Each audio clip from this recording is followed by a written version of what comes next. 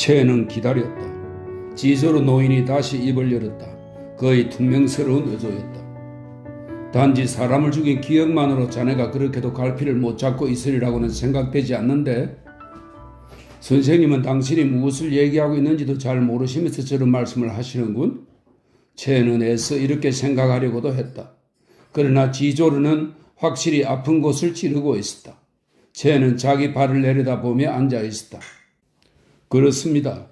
저도 그 기억뿐만은 아니라고 생각해요. 또 다른 게 있어요. 보다 근본적인 것 말입니다.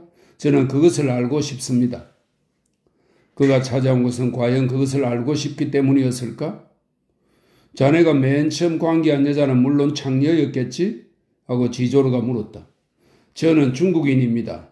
채는 원망스러운 듯 대답했다. 아니지, 아니야. 아마도 바로 그 성문제를 제외하고는 채는 이미 중국인이 아닌 거랑 다름없지.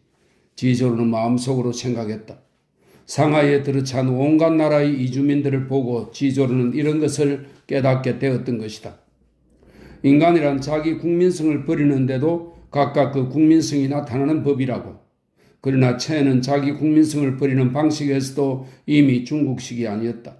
전적으로 자유로, 거의 비인간적인 자유로서 그는 사상의 세계로 뛰어든 것이었다. 그리고 난 뒤에는 또 무엇을 느꼈지? 하고 지조르가 물었다. 채의 손가락이 경련을 일으켰다. 자랑스러웠습니다. 사내라는 자랑 말인가?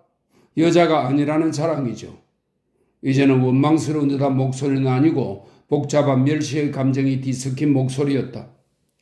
선생님은 이렇게 말씀하시고 싶으시겠죠? 제가 아주 남들과 따로 떨어진 듯한 고독을 느꼈음이 틀림없을 거라고요? 지조르는 아무 대답도 하지 않았다. 실은 그렇습니다. 무소리만큼 그런 생각이 들었습니다.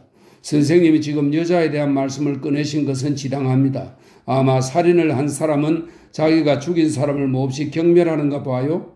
그러나 그보다도 다른 사람들을 더욱 경멸할 테죠. 지조르는 그 뜻을 이해하려고 해보았지만 자신이 없었다. 다른 사람들이라니? 사람을 죽이지 못하는 자들 말인가? 그렇습니다. 죽이지 못하는 자들, 동정을 아직 버리지 못한 자들 말입니다. 그는 다시 방안을 왔다 갔다 하기 시작했다. 마지막의 동정을 아직 버리지 못한 자들이라는 말이 어깨의 짐을 땅바닥에 내던지기라도 하듯이 토해졌다. 침묵이 그들 주위에 퍼져나갔다. 지조르는 채연이 방금 말한 고독이라는 것을 자기도 느끼기 시작했다. 거기에는 서글픔도 섞여 있었다. 한편 지금 채연의 태도는 어딘가 심파극 같은 구석에 있어 적어도 자기 만족의 도취가 섞여 있는 것이 아닐까 하는 생각도 들었다. 그러나 그는 그러한 심파극 같은 운동이 지니는 치명적인 점을 모르는 바도 아니었다. 피를 보고 끔찍하지 않던가? 네, 그렇습니다. 하지만 그저 끔찍하다는 것뿐이 아니에요. 그러고는 벼랑간 휙 돌아서더니 봉황색 그림을 유심히 쳐다보며 그러나 마치 지조르의 눈을 똑바로 바라보기라도 하듯이 맞대고 쏘는 어조로 물었다. 그래서 어떡하죠?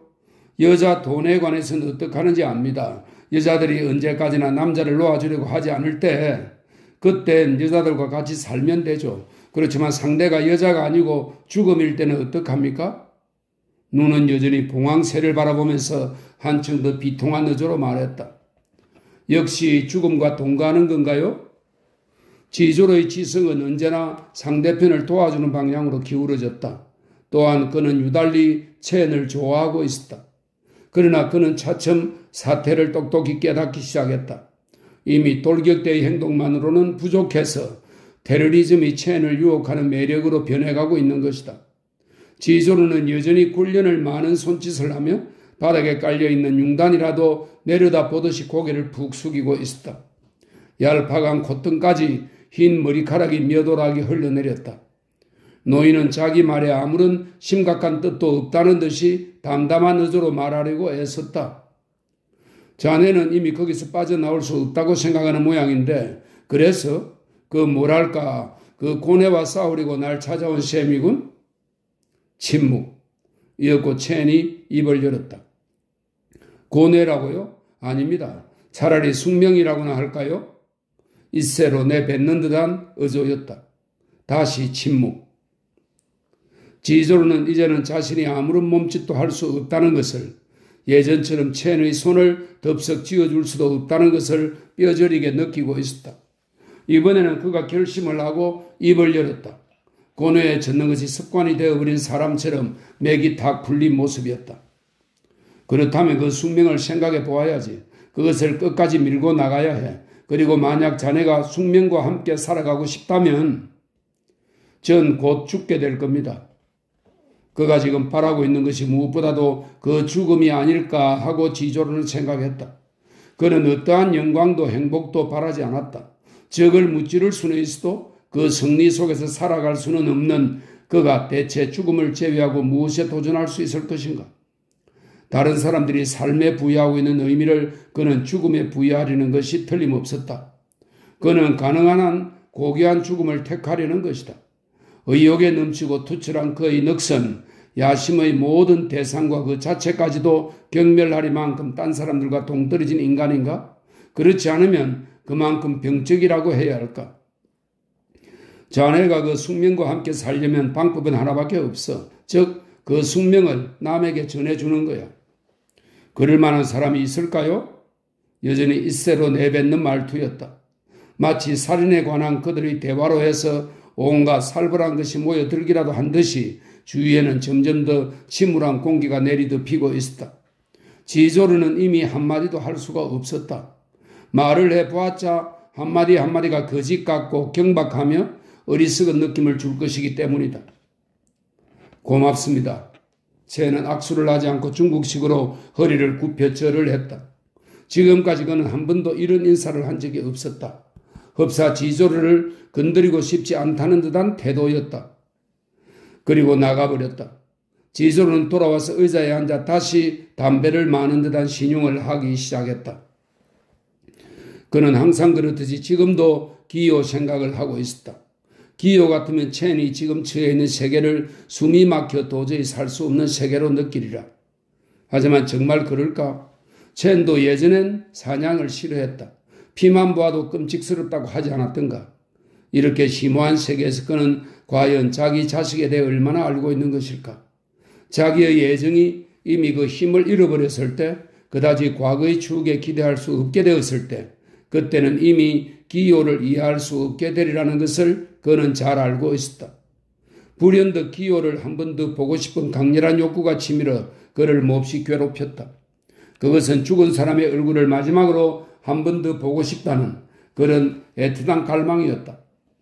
그는 이미 기요가 나가고 없다는 것을 알고 있었다. 어디로 갔을까? 그래도 첸이 있을 때 활기띤 공기가 아직도 방 안에 그대로 남아있는 듯 했다. 첸은 살인의 세계로 뛰어들어갔다. 이제는 거기서 빠져나올 수는 없으리라. 필사적인 열정으로 마치 감옥에 들어가듯이 테러리스트의 생활 속으로 뛰어 들어간 것이다. 10년도 못 가서 그는 붙들려 고문을 당하든지 사형을 당할 것이다. 그때까지 첸은 결단과 죽음의 세계 속에서 집요하고도 단호하게 살아갈 것이다. 지금까지는 그가 숭배한 사상 때문에 살아왔지만 이번에는 바로 그 사상 때문에 죽게 될 것이다. 기요가 배후에서 사람을 죽이게 했을 것이다. 그것이 바로 기요의 역할이었다. 그렇지 않다면야 그리 문제 삼을 것도 아니었다. 기요가 하는 일은 무엇이든 틀림없어서니까 말이다. 그러나 지조르가 놀란 것은 그러한 급작스러운 감동, 살인의 숙명적인 정확성, 자기 아편 중독은 거기에 비하면 대수롭지도 않을 만큼 무서운 살인 중독의 정확성, 그러한 것을 느꼈기 때문이었다. 그는 첸이 자기에게 바라던 도움을 얼마나 베풀어 주지 못했는가? 살인이란 얼마나 고독한 것인가? 그리고 이러한 고뇌로 기요가 얼마나 자기에게서 떨어졌는가? 이러한 것들을 새삼스럽게 느꼈던 것이다. 자기가 여태까지 입버릇처럼 자주 되풀이해온 사람을 진정으로 알 수 없는 지식이란 없는 법이란 말이 자기 아들의 얼굴과 함께 그의 머리를 스쳐갔다. 자기가 과연 첸을 잘 알고 있는 것일까? 그는 지나온 과거의 기억으로는 도저히 사람을 이해할 수는 없다고 생각했다. 첸이 받은 첫 교육은 종교적인 것이었다. 그의 부모는 장자크의 약탈 사건 때 죽었다. 고아로 자라 마르고 거만한 청년 체엔에게 지조로가 처음으로 흥미를 느끼기 시작한 것은 그가 루트파 신학교를 나왔을 때였다. 이 신학교에서 체엔은 폐병에 걸린 어떤 인텔리의 제자였다. 그 사람은 50고개를 넘어 절박한 종교적 불안을 느끼고 늦게야 목사가 된 사람으로 그것을 자비심으로 극복하려고 끈기 있게 노력하고 있었다. 그는 성 아우구스티누스를 괴롭히던 육체에 대한 수치심, 타락한 육체, 그리스도와 더불어 살지 않으면 구원받을 수 없는 인간의 육체에 대한 수치심에 사로잡힌 늙은 목사였다. 참된 종교 생활을 한층 절실하게 요구하는 그를 애우산 번거로운 형식 위주의 중국 문명에 그만 지긋지긋해진 노 목사는 자기 고뇌로서 루터의 모습을 그리고 있었다. 그런 이야기를 간혹 지조로에게 했다. 생명이란 오직 하나님 속에만 있는 것입니다. 그러나 사람들은 죄로 인해 은총을 잃었습니다. 이미 돌이킬 수 없을 만큼 더럽혀져 있으므로 하나님의 품에 안긴다는 것조차 일종의 모독인 것입니다. 그래서 그리스도가 나타나셨고 십자가에 못 박혀 영원한 속죄를 하신 겁니다. 여기서 은총이란 것이 문제가 된다. 즉 이것은 희망이 크냐 작으냐에 따라서 무한한 사랑도 될 수 있고 두려움도 될 수 있는 것이다.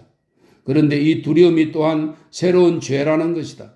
또한 자비심이 있기는 하지만 그것은 고뇌를 영원히 없애줄 수는 없다는 것이다. 목사는 체엔을 몹시 사랑하고 있었다. 그는 체엔의 뒤를 돌봐주는 숙부가 다만 영어와 프랑스를 배우게 하기 위해서 체엔을 미시언 개통학교에 보낸다는 사실은 꿈에도 모르고 있었다. 그들의 가르침에 대해서 특히 지옥의 관념 따위를 믿지 않던 유교 신봉자인 숙부는 영어나 프랑스어는 배울 망정 그들의 종교 사상에는 경계를 하도록 체엔을 교육시키고 있었다. 목사는 이러한 사실을 전혀 모르고 있었다. 목사는 자기 경험으로서 인간이란 오직 매개자에 의해서만 개종할 뿐이라는 것을 그에게 가르쳤다. 그리하여 악마나 신이 아니고 오직 그리스도를 발견한 체엔은 그가 모든 것에 대해서 품고 있던 열정을 가지고서 사랑에 몸바쳤던 것이다.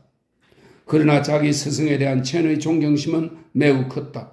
그 스승에 대한 사랑이야말로 체엔의 골수에까지 밴 유일한 중국 정신이었다. 그래서 사랑을 배웠을 뿐만 아니라 목사의 고뇌까지도 받아들이지 않을 수 없었다. 그래야 숙부가 경계하라고 타이른 지옥보다 더 무섭지만 한편 더욱 그의 마음을 사로잡는 또 다른 지옥이 있음을 알게 된 것이다. 숙부가 돌아왔다. 그는 조카의 변한 모습을 보고 놀랐다. 그는 중국인답게 만족의 뜻을 표하고 교장과 목사 그리고 기타 몇몇 분에게 경옥과 수정으로 만든 장식품을 선사했다. 일주일 후에 그는 체엔을 자기 집으로 불러들였다. 그리고 다음 주에는 그를 베이징 대학교로 보냈던 것이다. 지조로는 여전히 무릎 위에서 손가락으로 담배 많은 신용을 하고 있었다. 그는 입을 반쯤 벌리고 당시의 젊은 체엔의 모습을 그려보려고 애썼다. 그러나 어떻게 현재의 그의 모습과 당시의 모습을 분리시킬 수 있으며 고립시킬 수 있을까? 나는 체엔의 종교적 정신을 자꾸 생각하고 있는데 그것은 기요가 그러한 정신을 전혀 갖고 있지 않기 때문이다. 그리고 그들 사이의 근본적인 차이가 지금 내 마음을 한결 가볍게 해주기 때문이다. 그러나 자기 자식보다 체엔을 더 잘 알고 있는 듯한 기분이 드는 것은 또 어찌된 까닭일까? 그것은 자기가 손수 가꾸어온 쪽을 더 잘 알 수 있기 때문이다. 자기가 손수 체엔을 가꾸어 변화시킨 가장 중대한 점. 그것이 이를테면 자기 작품인데 그것은 무엇보다도 뚜렷하고 한계를 규정할 수 있는 것이다. 그는 사람을 보는데도 자기가 그들에게 영향을 준 것 이외에는 그다지 잘 알지 못했다. 그는 처음 체엔을 보았을 때 이미 이 청년은 당장 행동으로 옮길 수 없는 이데올로기로서는 살아갈 수 없는 인간이라는 걸 간파했다. 자비심이 없는 체엔은 명상이나 내면적 정신생활로서만 종교생활을 영위할 수 있었다. 그러나 그는 이 명상이라는 것을 싫어했다. 그래서 오로지 전도 사업만을 꿈꾼다 하더라도 바로 그 자비심이 없는 탓으로 포기할 수밖에 없었다. 따라서 살기 위해서 우선 그리스도교를 버려야만 했다. 그가 반쯤 털어놓은 이야기에 의하면 장녀나 학생들을 사귀고 나서야 겨우 그의 의지력으로서도 어쩔 수 없던 유일한 죄악인 마스터베이션을 끊을 수 있었던 모양이다. 그와 동시에 언제나 그에게 되풀이되던 고뇌와 타락의 기분도 사라진 것이다. 그의 새로운 스승인 지조르는 체인이 체득한 그리스도교에 대해 그것을 논박하는 이론을 내세우는 게 아니라 전혀 다른 형태의 위대한 인간의 세계를 그에게 열어보여 주었다. 그리하여 그의 신앙은 아무런 위기도 겪지 않고 마치 모래알이 손가락 사이로 새어나가듯 차츰 자취를 감추고 말았다. 그는 이미 그리스도교적 신앙에 의해 중국 전통에서 떨어져 나갔고 또한 세계에 종속하는 것이 아니라 세계에서 자기를 분리하는 것이 습성이 되어 있었다. 이번에는 지조를 통해 지금까지의 생활 단계가 영웅적 의식으로 들어가기 위한 하나의 수련기에 불과하다는 사실을 깨닫게 되었던 것이다.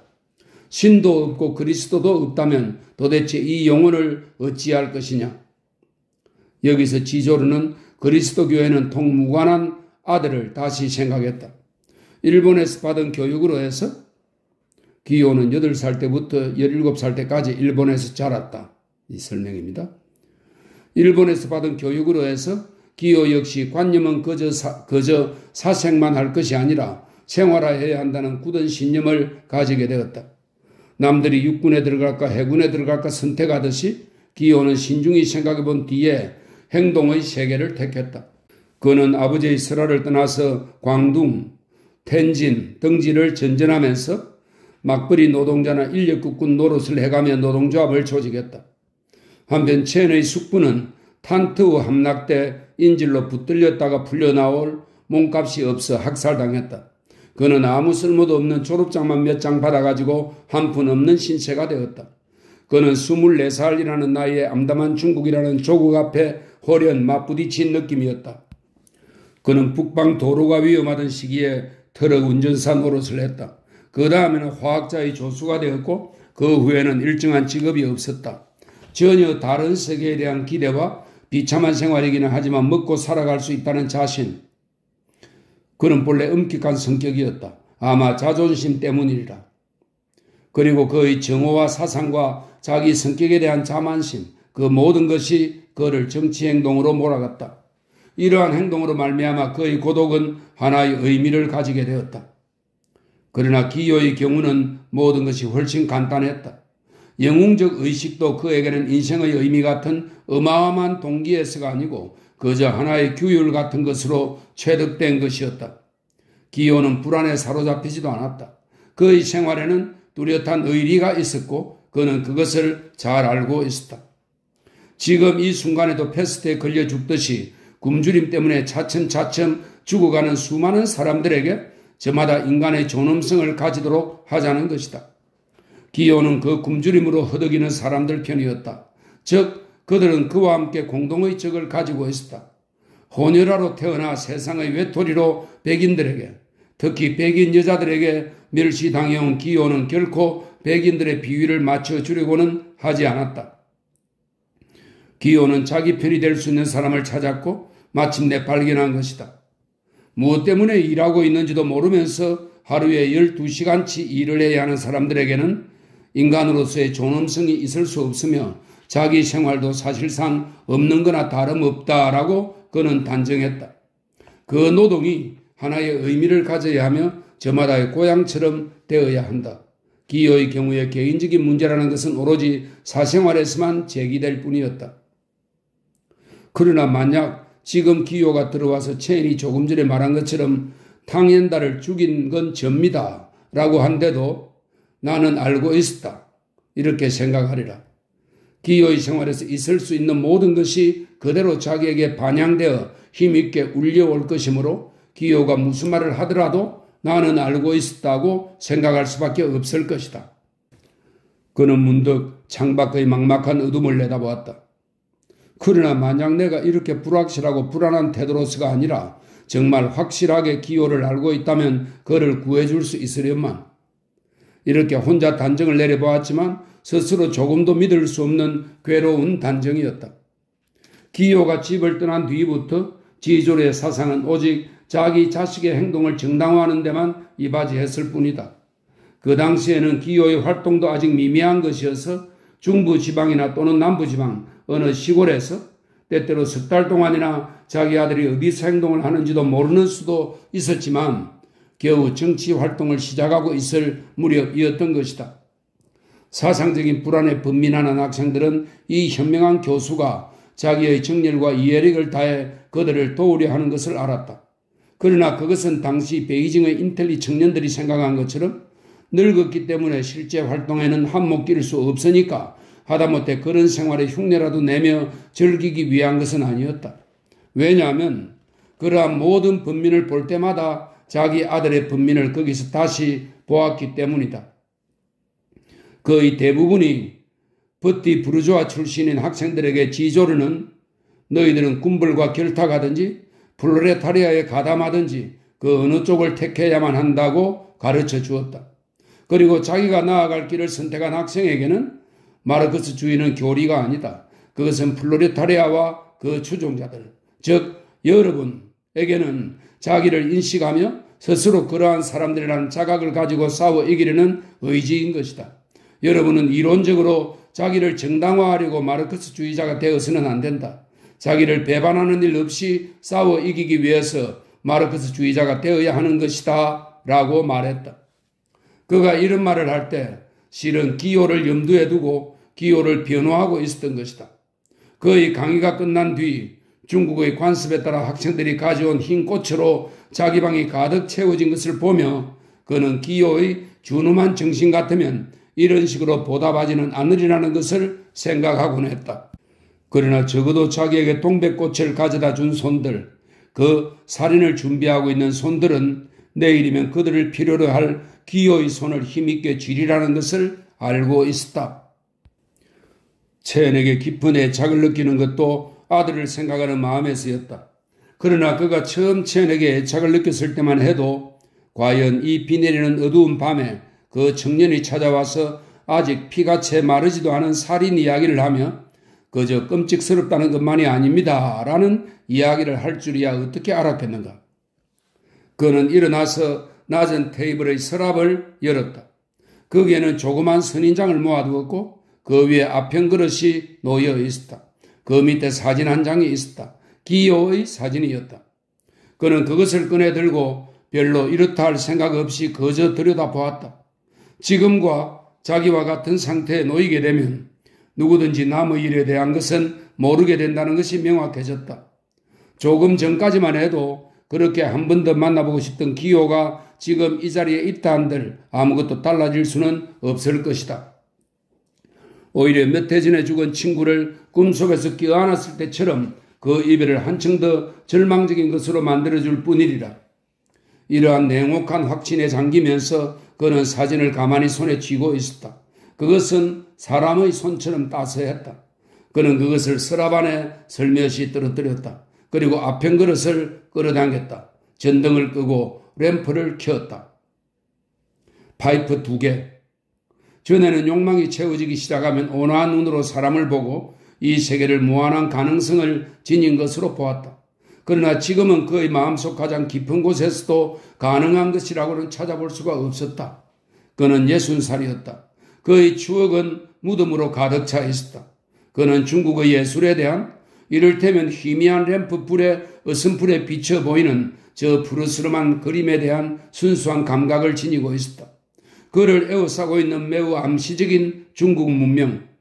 37년 전의 그는 그것을 매우 예민하게 이용할 수 있었지만 그 중국 문명에 대해서 그렇게도 순수한 감각을 지녔던 것이다. 그것은 행복에 대한 감각이라고도 할 수 있으리라. 그러나 그 감각도 지금에 와서는 이미 얇은 이불 같은 것, 그 밑에서 고뇌와 죽음에 대한 집념이 마치 잠에서 깨어 불안하게 뒤척거리는 개처럼 눈을 뜨는 얇은 이불 같은 것에 지나지 않았다. 그러나 그의 사색은 늙은 나이에도 불구하고 아직 꺼질 줄 모르는 불붙는 듯한 정열을 지닌 채 사람들의 주위를 방황했던 것이다.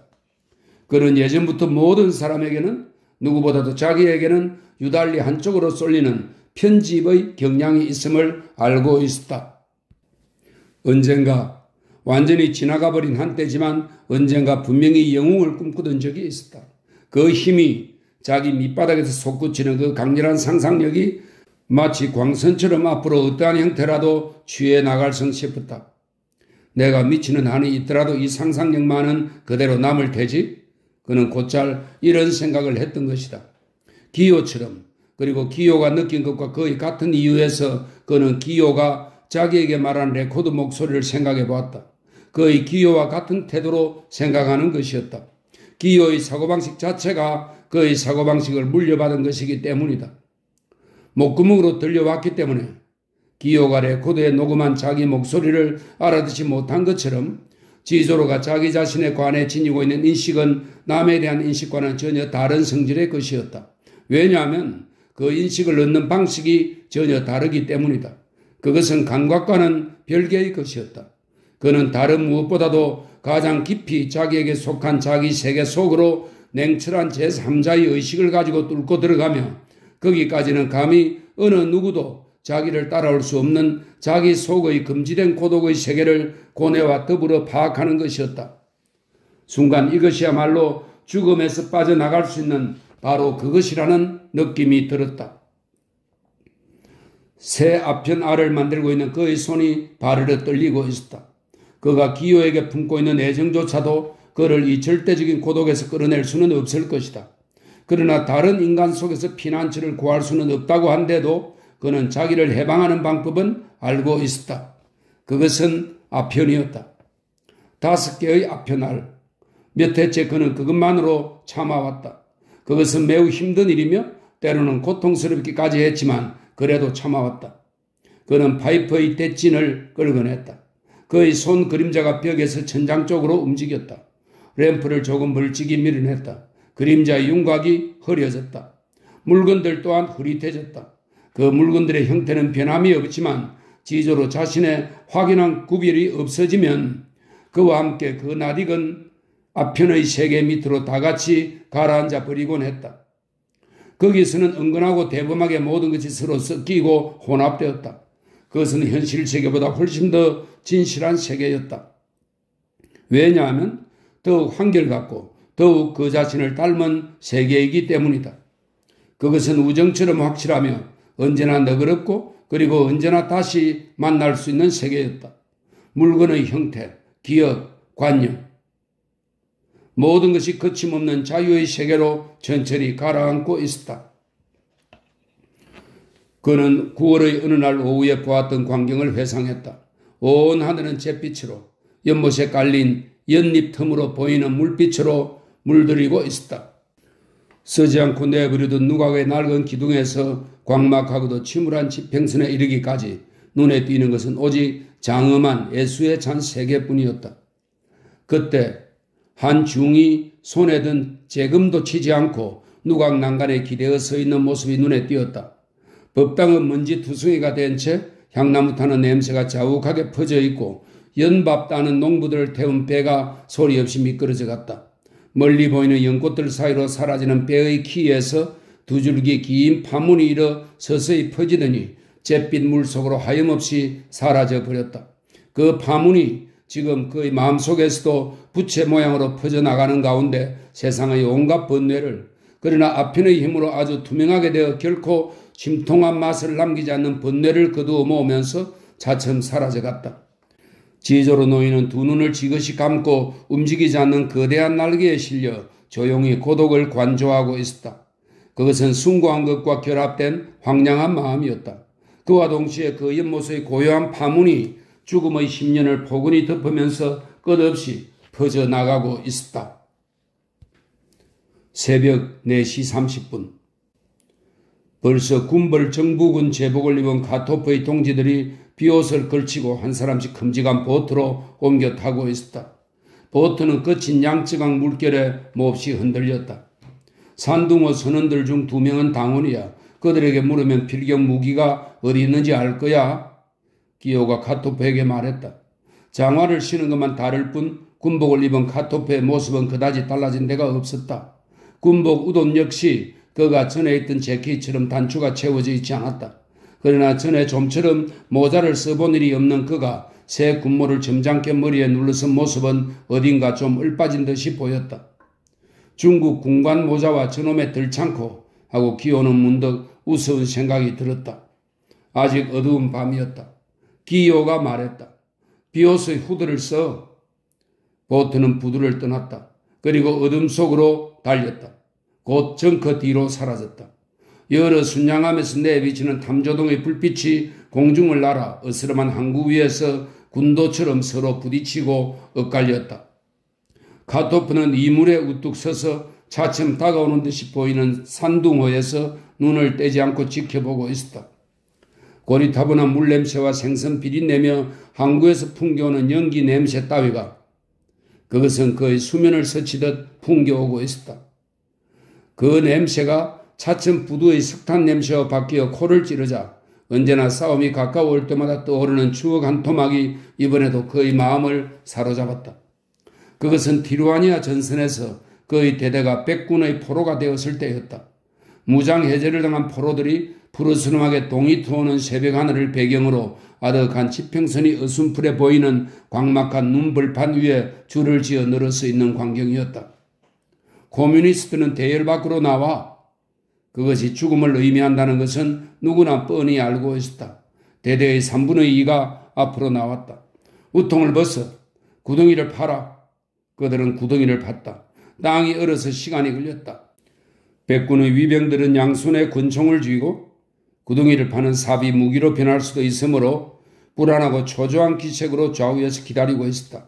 한가운데는 기관총이 포로들을 겨누고 있으므로 아무도 얼씬거리지 않았다. 끝없는 적막이었다. 눈앞에 전개되는 광막한 눈불판처럼 한없는 적막. 얼어붙은 흙덩이가 버석버석 소리를 내며 흩어졌다. 그 소리가 점점 잦아졌다. 빨리 구덩이를 파면 팔수록 그만큼 죽음이 가까워 오건만 그들은 추위에 못 이겨 몸을 녹이려고 일을 빨리 하고 있었다. 여러 명이 재채기를 하기 시작했다. 됐어, 그만. 그들은 뒤로 돌아서 있었다. 그들 뒤에는 전우들 저편에 동네 사람들이 옷도 제대로 입지 못한 채 모포를 뒤집어 쓰고 모여 있었다. 이 사형 광경을 보라고 그들을 억지로 끌어낸 것이었다. 그들은 보지 않으려고 무척 애를 썼지만 한편 어쩔 수 없는 불안에 홀린 듯이 고개를 돌리지 못하고 자꾸 이리저리 흔들고만 있었다. 바지를 벗어. 제복이 귀했기 때문이다. 사형수들은 여자들 앞에서 선뜻 벗지 못하고 주저했다. 바지를 벗어. 걸레 조각 같은 것으로 싸맨 상처가 하나하나 드러났다. 기관총은 대개 낮은 데를 쏘기 때문에 거의 대부분이 다리에 부상을 입고 있었다. 그들 중 대부분이 외투는 그대로 벗어 팽개쳤는데 바지만은 차근차근 개어놓았다. 그들은 다시 줄을 지었었다. 이번에는 각각 파놓은 구덩이 곁에 기관총과 마주섰다. 눈 위에 맨살과 속옷이 또렷이 드러났다. 추위 때문에 그들은 차례차례로 쉴 새 없이 재치기를 하고 있었다. 그 재치기가 사형 집행의 새벽에 너무나도 인간적이었으므로 기관총 사수들도 쏘지를 못하고 기다리고 있었다. 그 동물적인 생명의 한심한 발작이 좀 뜸해지기를 기다리고 있었던 것이다. 그러다가 드디어 기관총 사수들은 쏘기 시작했다. 그 다음날 저녁 때 적군이 그 마을을 탈환했다. 기관총 사수가 미처 사살하지 못한 17명이 살아났다. 카토프도 그 중의 한 사람이었다. 동토오는 새벽, 푸르스름한 눈에 선명하게 드러나던 그림자들, 기관총과 마주 서서 몸이 뒤틀리며 터져나오는 재치기에 흔들리던 그 선명한 그림자들, 그 그림자들이 지금 산둥어 그림자 앞에 이 중국의 비 내리는 밤에 환등처럼 뚜렷이 떠오르는 것이었다. 보트는 여전히 앞으로 달렸다. 보트가 몹시 흔들려서 기선의 어슴푸레한 낮은 그림자가 강 위에서 조용히 흔들리는 듯이 보였다. 불빛에 희미하게 비치는 기선의 그림자는 컴컴한 하늘을 배경으로 그보다 검은 하나의 덩어리처럼 보일 뿐이었다. 산둥어가 엄중한 경비의 보호를 받고 있으면 의심할 여지가 없었다. 한 척의 순양한 탐조등이 잠시 보트를 쫓더니 이내 딴 곳으로 물러가 버렸다. 보트는 멀찍이 커브를 꺾으며 곡선을 그렸다. 옆에 있는 다른 기선으로 향하듯이 약간 우연 쪽으로 방향을 바꾸더니 드디어 산둥어 뒤로 가까이 다가갔다. 모두들 수병용 비옷을 입고 후드를 뒤로 젖히고 있었다. 항무국의 명령으로 모든 함선의 현문 사다리는 내려져 있었다. 카토프는 비옷 속에 감춰가지고 온 쌍안경으로 산둥어의 사다리를 살펴보았다. 수면에서 1m쯤 높이까지 내려져 있었다. 겨우 3개의 전등으로 어선풀에 비추고 있었다. 만약 선장이 그들을 기선에 올리기 전에 돈을 먼저 요구한다면 애당초 돈 같은 것은 갖고 있지도 않았지만 그들은 하는 수 없이 보트에서 기선으로 한 명씩 뛰어 올라야 할 판이다. 그때 보트를 사다리 밑에 고정시켜 놓기는 힘든 일이다. 만약 저놈들이 사다리를 거두어 올리려고 할 경우엔 카토프가 그 줄을 당기는 놈을 쏠 수 있을 것이다. 도르래 밑에는 몸을 피할 만한 것이라고는 아무것도 없으니까. 그러나 기선 측에서도 곧 방어 태세를 취할 것이다. 보트는 90도로 선회하며 산둥으로 다가갔다. 물살이 몹시 빠른 때여서 보트는 자꾸 옆으로 밀려나갔다. 산처럼 높이 올려다 보이는 기선은 그들은 바로 그 밑에까지 와 있었다. 보트가 밀려나감에 따라 마치 유령선처럼 전속력을 다해 어둠 속으로 떠날 것 같이 보였다. 기관사는 모터보트의 속력을 있는 대로 냈다. 그때서야 산둥호는 차츰 속도를 늦추다가 이었고 그 자리에 멎었고 이번에는 뒤로 다시 물러서는 듯한 착각을 주었다. 보트는 현문 사다리 쪽으로 다가갔다. 카토프가 지나치는 곁에 재빨리 사다리를 붙잡았다. 벌쩍 몸을 일으키더니 어느 틈에 사다리 위에 올라서 있었다. 서류는 현문을 지키던 선원이 물었다. 카토프는 서류를 꺼내주었다. 선원은 그것을 선실적으로 전달했다. 그리고 권총을 손에 쥔 채 그 자리에 서 있었다. 선장은 자기 자신이 만든 서류임을 확인해야 할 것이었다. 그것은 별로 어려운 문제가 아닐 것이다. 얼마 전 클라피크가 가져왔을 때도 통과되었으니까. 그러나 보트는 현문 밑에서 물결을 따라 넘실넘실 흔들리고 있었다. 연락원이 돌아왔다. 올라와도 좋습니다.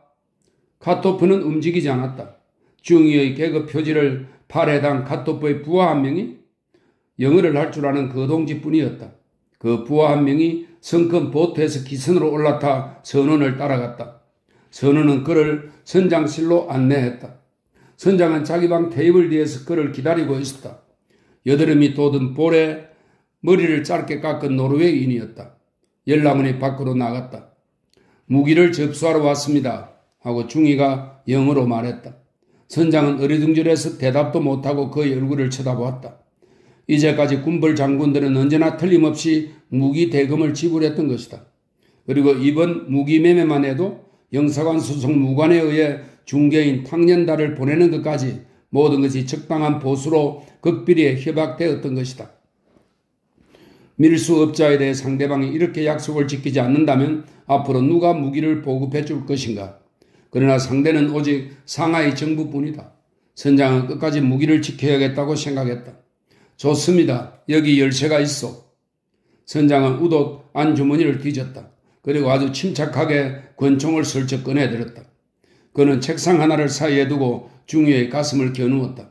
그러나 그와 동시에 등 뒤에서 손들어 하는 고함 소리가 들렸다. 복도를 향해 열린 창문으로 카토프가 그를 겨누고 서 있었다.